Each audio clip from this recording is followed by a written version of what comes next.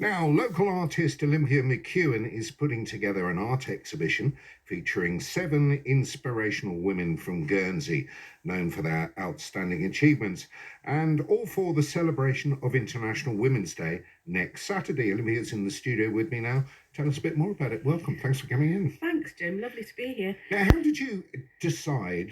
I mean, there's a lot of excellent women in Guernsey. How did you decide? It's really impossible, isn't it, to narrow them down because, the more people you meet and the stories that you hear, I've been kicking myself for the last 5 years. Not that I'm, not that I want to backtrack on who I did choose by any means, because I have huge respect for everyone. Yeah. But yeah, as you say, there are hundreds of women that I could single out right now in the Channel Islands for the outstanding achievements, but you can't paint all of them. I can't paint all of them, and it was a matter of scale and time. They're all life size. Yeah. Painted in oils. Also, they're all life size. Life size. Wow. Yes. Yeah. So they're large pieces painted in oil. So it's a long process. How long would it take to do one of these? I think if I concentrated all of my working hours, I would guess between 3 and 4 months each. That's why it takes a long time then. It does take a long time. And also I'm a little bit of a butterfly brain because other projects come my way and I can't say no. So I've been juggling other projects in parallel to this one. So the ladies have known that they're part of this project since 2018, believe it or not.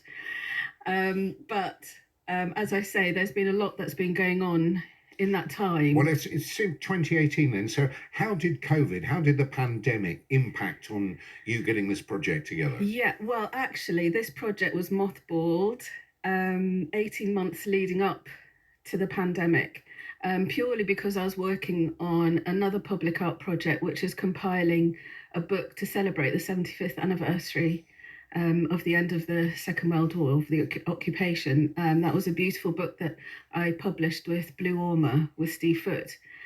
So I created some of the images that went into that book, and it was a collaboration between other artists, poets, historians, and survivors. I interviewed 10 survivors, some of them who hadn't told their stories before, and their stories had never been published. So that was a really, really beautiful project, which I'm very, very proud of. So I started this project briefly, put it down. In living memory came along, put that down. Unfortunately, the launch of that was going to happen literally weeks within lockdown happening. I know so many projects were put on ice, weren't they? Yeah. So yeah, and then I've had other exhibitions in between as well, because this has been a personal campaign of mine. I haven't had a deadline, shall we say? So the deadline ran whilst other things sort of came along. So yeah, that's why it's been a long time coming. My ladies are very, very grateful that it's finally come to fruition. Well, let's cut to the chase then. Yes.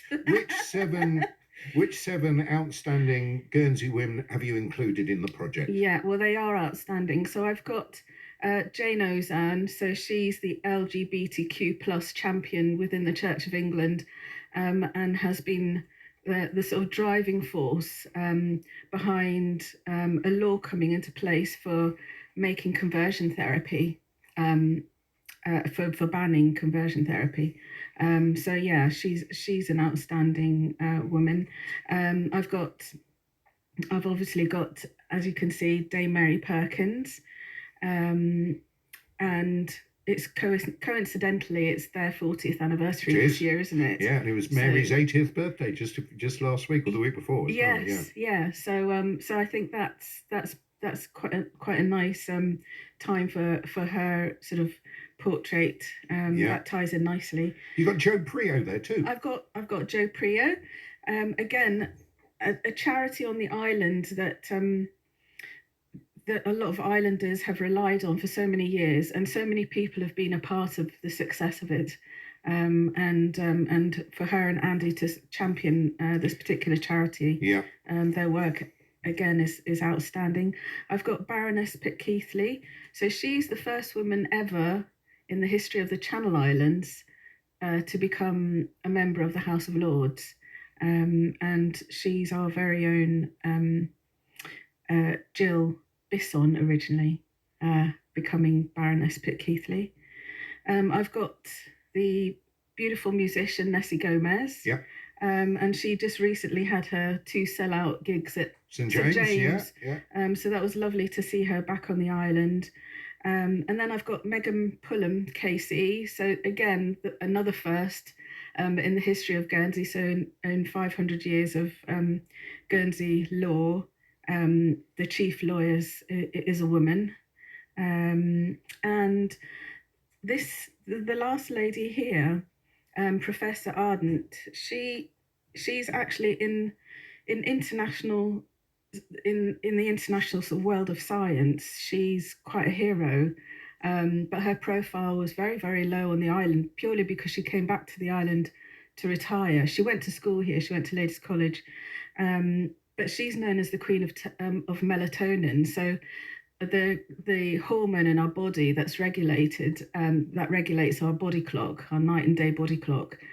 She was the scientist that discovered why our bodies produce this hormone, which is massive because that's something that touches all of our lives.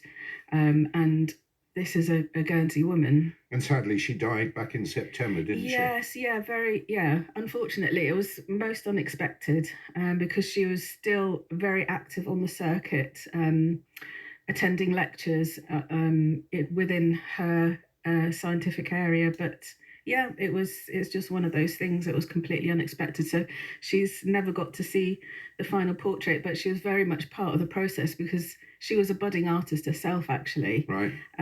So she wanted to come to the studio. She wanted to have discussions around it, and so yeah, she was very involved. Right. Okay. Let's look at how we know who the 7 women are. Yeah. How do you work? Tell me about this, Olympia. I mean, are you somebody? I mean, if it takes 7 years or whatever, they got me sitting all that time, gonna. So you must work from photographs. I do. I work from photographs. I've obviously met them all. I know them all. I've met them in person. I've spent a bit of time with them. Some I know better than others, but yes, I work from photographs, and then the rest is down to me trying to interpret their story and their achievements within the environment that I have them sitting in within the painting. So that's juxtapositioned with the actual photo that I've got of them. So yeah, no, they don't sit for me. Yeah. Yeah. Take a bit of time, isn't it, to do it that way? Yeah. Okay. So you do that. How important is it that you get to know these people then, so you know their personality? How important is that? That is really, really important. It is very important. And as I say, with the professor, I didn't know her. We spent time together. She invited me to her home for lunch on a couple of occasions. She invited my husband and son along. She was a very sociable lady. So yeah, we did spend a decent amount of time together. A few of the other ladies, well, Baroness Pitkeithley, I didn't know at all. And as part of the process, she invited me actually into her place of work. So I was in the Houses of Parliament on a couple of occasions. Great. And she showed me around, and I sort of got a feel for the environment, and also I take a real interest in exploring their lives and who they are. So I try to read around the subject as well, and sort of try and keep my finger on the pulse with what's happening in their lives. And if they're a bit more of a contemporary person, then I'll look at their social media, what their Twitter feeds are. It's just all about just trying to absorb and get as much of the person in the round as possible. So you understand them as much as you can. I really want to understand them as much as I can, yeah. How can people see the finished products, and where are they going to be on display? Well, it's quite an elevated space, which I'm very happy about. So I've got to thank the bailiff and Leon Howard. They're helping me with setting this up. So it's in the Royal Court, in the main foyer there, in the Great Hall, which is a beautiful space. It's full of light, with the 2 glass walls at either end. And I've got them on display there. And because it's a public space, it means that the exhibition can be free to the public. So there's no charge to anyone, and it's fully accessible. And my pieces will be up for about 2 weeks until the 21st of March. So it actually launches next Friday for International Women's Day. That was always my aim, whichever year it was going to launch, and it had to launch on International Women's Day. Yeah. So that launches next Friday. And it runs through till the 21st of March. So people can go to the court building and see them from next Friday? Yes, they can see them in person. Obviously, you have to go through the airport security. So if you don't mind that, after that, you're very welcome into the space, and it's all free and easy to access. How important is it then that you've got the right space for people to view these in? Well, I mean, you did say an elevated place. I mean, that is fantastic, isn't it? It having is. It there? I mean, in the Royal Court is a very elevated space. And as I say, I have the chief lawyer as one of my 7 women. So it did feel appropriate. Also, Baroness Keithley, who also sort of reflects the world of parliamentarians. So that, that's also...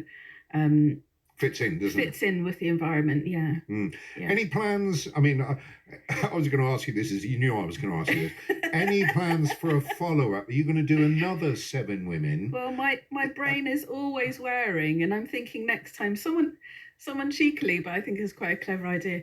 Maybe I should go to miniatures next, and then I can have maybe a few more than 7. My brain's always whirring, and I'm always meeting incredible people. So yeah, there's always going to be another project around the corner. The reason why I'm choosing women is because I strongly believe it's a campaign of mine, actually, that we need to have more portraits of women in public spaces, because you go into museums, galleries, and hallowed grounds like the Royal Court or the equivalent in the world, and we don't really see many contemporary portraits of women. Well, we need more women politicians, don't we? We do. Let's sort of try and redress the balance somehow. Yeah, that's right. So I'm calling it, we need good mirrors. We need to reflect our contemporary society. So we need more portraits of women in public spaces. But it doesn't mean that I only paint women. It's just because this is a particular campaign of mine. But yeah.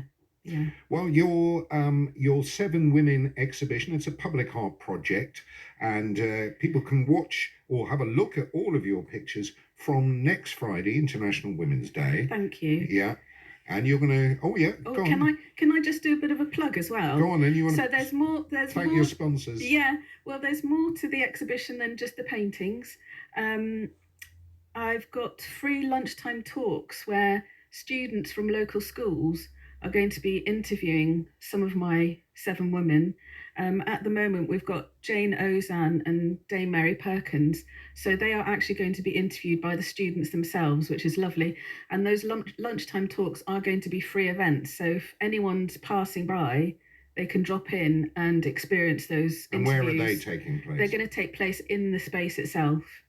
So if people want to know when these events are happening, if they look at my website, I'll have details on my website once these dates have been finalised. Yeah. Also, for International Women's Day on Friday, Guernsey museums are, as part of their lunchtime walk around town, they're going to drop into the exhibition as well. So again, that's a free event through the museum. You just have to log in so that they know how many people to expect.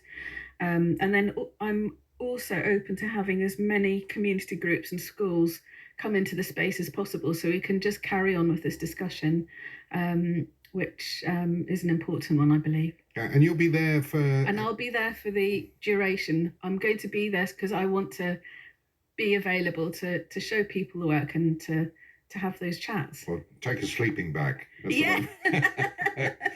And can I also thank my headline sponsor, who's Deloitte. So they've been championing me. So that's Joe Huxtable at Deloitte. And then also I've been kindly supported by Blue Ormer, Guernsey Arts, Chris George, and Sula Framing. So it's definitely been a community effort. I'm not just a solo artist. I have a group of really beautiful people around me helping me to make sure this happens. Well, we wish you the best of luck with this. Just remind us again where and when people can see the pictures. Okay, so the exhibition opens next Friday, the 8th of March. It's free to view, and it's at the Royal Court within the foyer building. Olympia, thanks for coming in. Thank you so much.